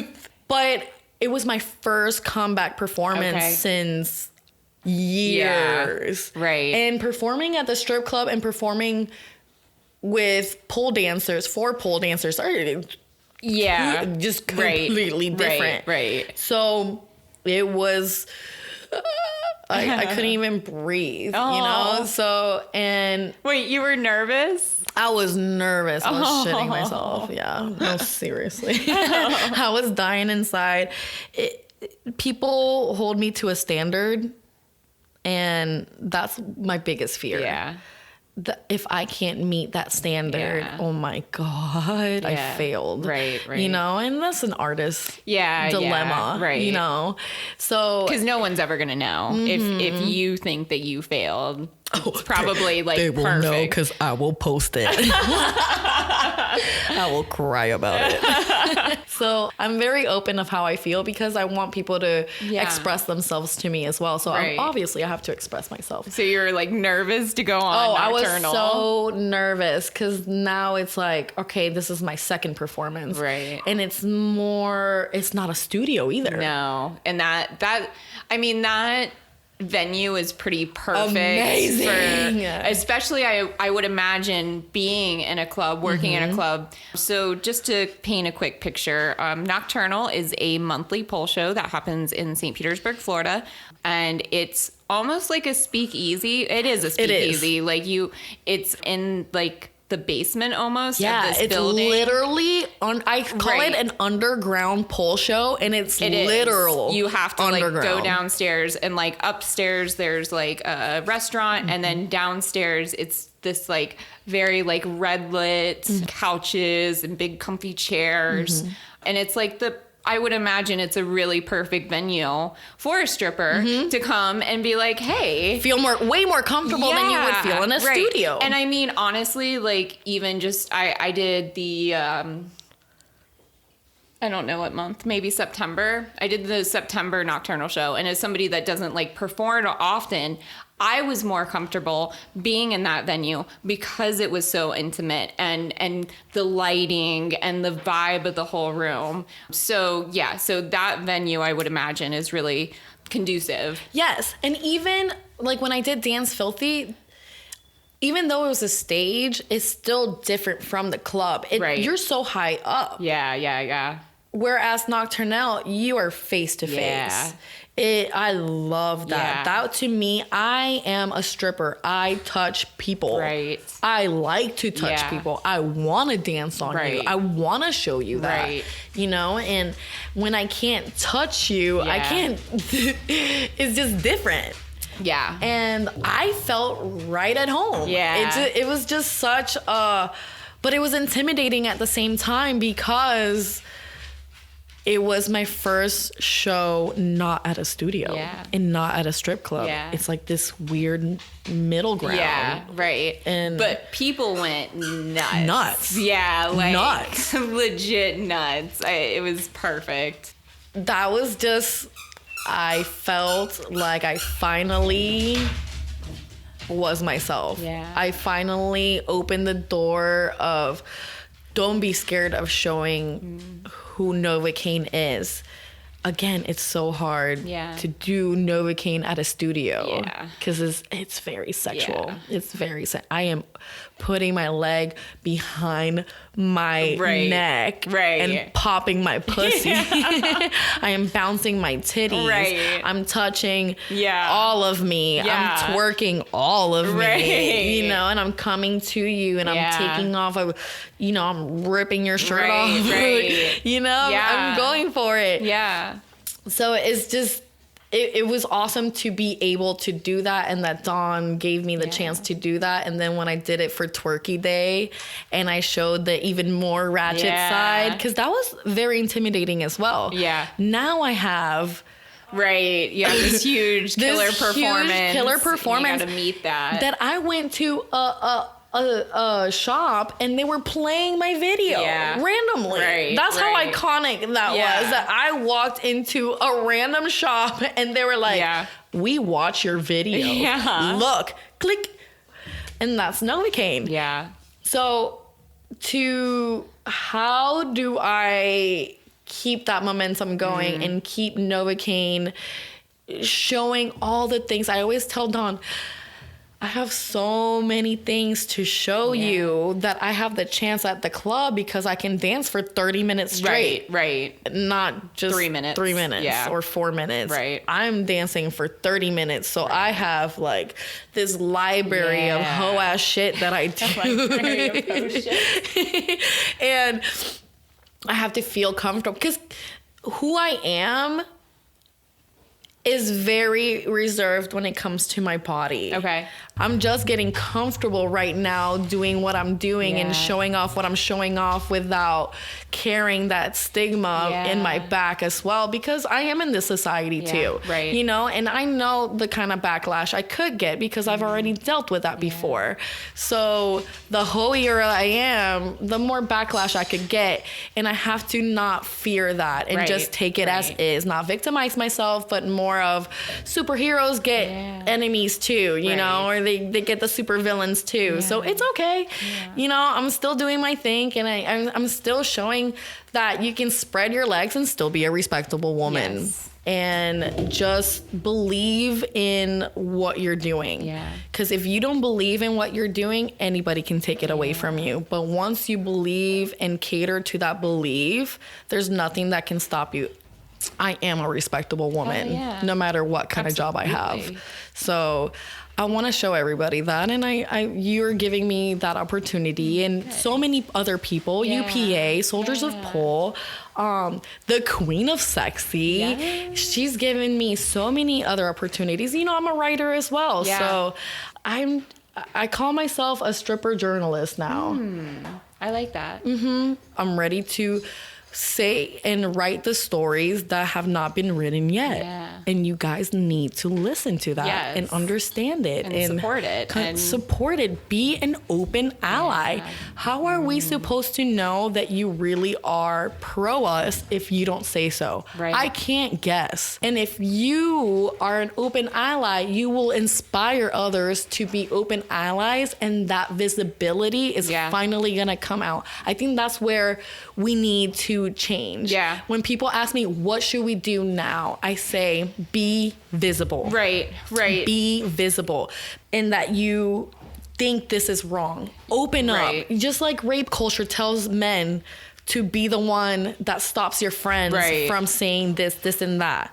You need to be that, because it's not just damning strippers, it's a whole rape culture that's in it as well. And I think we also need to stop asking other people how we should behave. Like, let's just take it upon ourselves to treat people with kindness. Self-respect and respect. If you don't want it to be done to you, don't do it to others. We just need to stop asking people how to be better allies. Just you know how to be a good person. Exactly.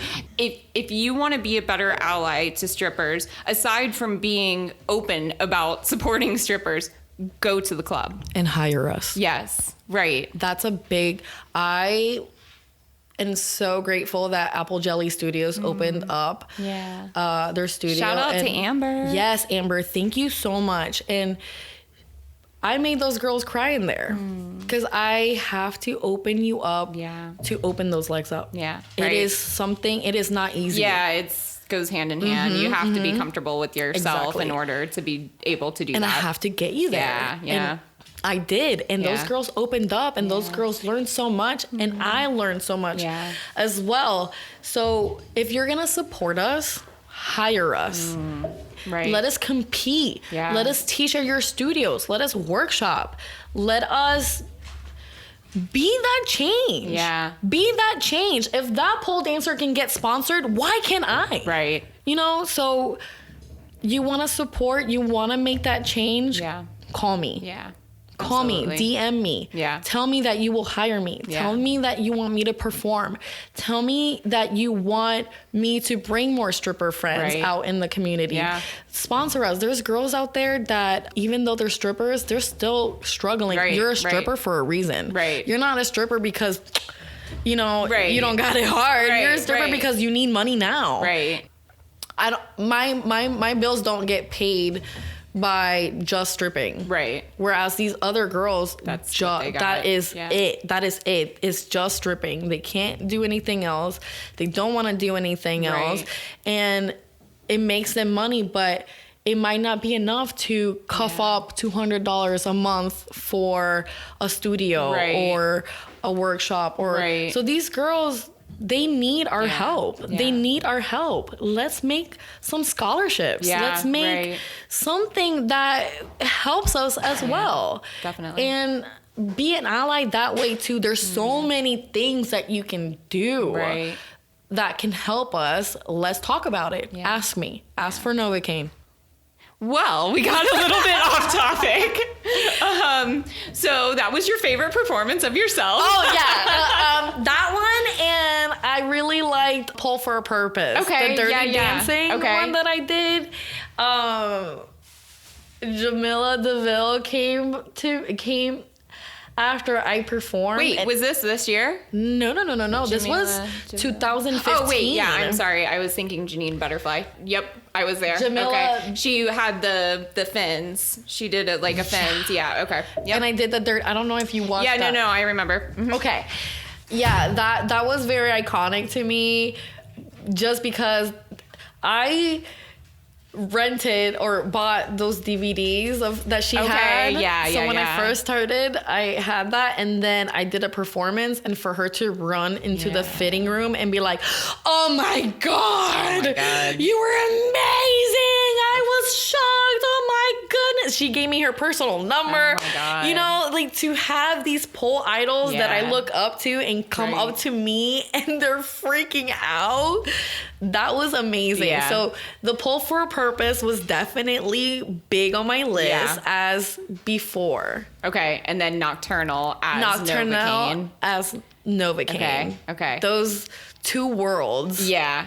And then your favorite performance right now, it doesn't have to be all time, but of someone else.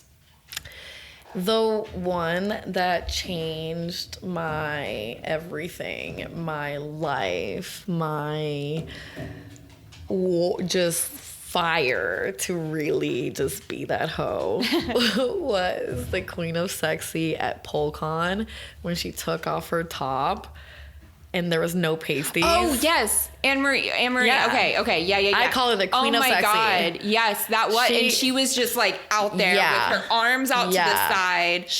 The Yep. Queen of Sexy, Okay. you know? Yep.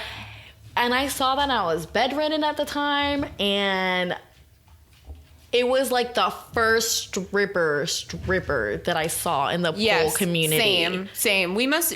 What year did you start dancing? Like, in like studio? In the pole community, Yeah. 2014. Okay. All right. I think I started around 2013, so it must have been around the same time because that was the first time that I had really seen a stripper out there and just open. Tetas out. Yes, I had never seen that. And then she put those dollar bills on her ass. and Yes, I use that. Yeah, To right, this- right. To this day, The way that I she took off her pants, like Mira. she did, like the sweatpants. She was like doing Rip like it. a backwards roll and took off. It was Just iconic. Yeah, definitely. iconic, right? And that to me was everything to me, and the controversy there. Yeah, that was crazy. It just ripped Yeah, the whole it community, did. and I was like, goals. Goals. Can I do that too? Like, how can I do that? Yeah. So for her to call my personal number now, It's weird, right? It's very, very strange. when she called me yesterday, she told me I have surprises, guys. Yay. I have surprises. Speaking coming. of, we're pretty much at the end. So if people want to get in touch with you, how can they reach out to you? DM me. DM you. Yeah. You'll talk. Yeah. Yeah, I like DMs, but don't just say, hey, tell me who you are. You know, time is precious. Yeah. So I like professional paragraph of what do you want? Da da da da da. So I can read it and go, okay, accept. Yeah. Da da da da. Right, Let's right, talk. right. When you just say, hey, I have a question. Yeah. And there's so many weirdos out there. Right. And what's your Instagram handle? NovaCaine _dances, and I write it different. So Nova, Okay. NOVA, Right. and then Caine, like a last name, Yes. CAINE, Yes. _dances. Okay, cool. And then you're also Is My Girl? Is my girl. And so people can reach, I think those Link links in are my bio. on your bio on your Instagram page. And Ink Girl, correct? Yes. Okay, so Yes. people can reach out to you. All those mediums. So many mediums so you can Do you reach out have to any me. shows coming up that you're in? I am applying to do Nocturnelle again, the lip Nice. sync battle. Yes. And that's think January, correct? That's January. Okay. And I haven't booked something as of yet. Okay. I applied for PoleCon, Nice. for Black Girls Pole, and for That is my favorite show. yes. Seriously. Oh, I watched like it the this energy. year, and I had tears in my eyes. Oh my God. Because I'm also Spanish. You know, I'm also Puerto Rican, born and raised in Puerto Rico, and to see brown people on the stage just killing it and my culture just being represented, because we also dance differently, and we just turn the fuck up, and we're not ashamed of being loud and proud, and love just it. our body language is loud too. So I was like, I felt like I was at home. I know. I was like, that's the best. Oh yeah. Oh, I mean, was like that weird corner girl just screaming. Yeah, no, that was me. When they had it in Orlando like 2 years ago. Oh my God, that show was so much fun. I mean, they're all amazing shows, but the energy in that show is like. And then the Carmine one, the sexy one, I applied for that one too. That's amazing. I don't know if I'll get in or not, We'll but see. hopefully yes. I'm waiting for that email. Please don't break my heart, Colleen. But again, like I said, if you want to be an ally, why not reach out to me? So you teach workshops. Yes. Teach I classes. private. Yeah. I'll just teach you to be the sexiest you that you can be. Yeah. I teach you how to open up and not be ashamed of that, and cry out the trauma that you need to cry out so we can move on and see where this movement leads to. Yeah. I believe in the power of the tear, and I believe in sensuality opens up through healing your sadness. Yeah, absolutely. How can you be sexy if you're sad? Yeah. How can you feel like, you know? Yeah. So I need to get you out of that that state, that cloud, to get you popping your pussy on the rainbow, you know? Right. So I love to teach that, and I don't teach you how to dance like me. I teach you how to dance like you. Yeah. I love to, even when I do workshops, I customize every student. Nice. I look at what their niche is. Right. And I go, hey, maybe you should do this, and that instead of this, and that. Right.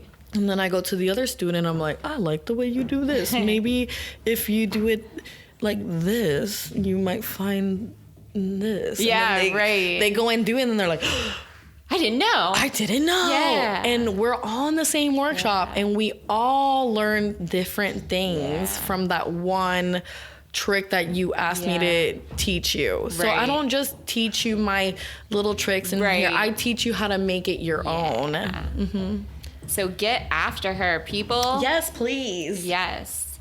And so I think we're done. I think so. Thank you again so much for having me here. Oh, thank you for giving me a microphone to say all my shit. Yeah, no, thank you again. Thank you for just being so open and giving. And now we're gonna go out, and I'm gonna watch you at the club. And I'm gonna put my pussy on your face. Yes, I'm so excited. Some shots of NovaCaine, some cha-ching. Yes. I also also want to showcase the talent that other girls, because I am not the only talent in there. And I know it already. I'm so excited. So we are going to sign off, and we'll see you guys later. Bye, everybody. Bye. Well, we're going to dedicate this episode to her. Thank you. For Sophia, yeah. for Cassie, for Shay, and for the countless of women, stripper sisters that I have lost throughout the years.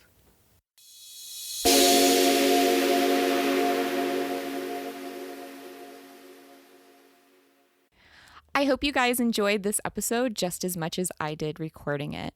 If you want to know more, head over to the show notes website at theaerialhour.com and check out all the details about this episode. If you want to know more about the show or see where we're headed next, you can follow us on Instagram and Facebook at The Aerial Hour. I think that's all I have for today, so I'll see you guys next time. Bye! Nobody can deny the power of my cha-ching. Yeah.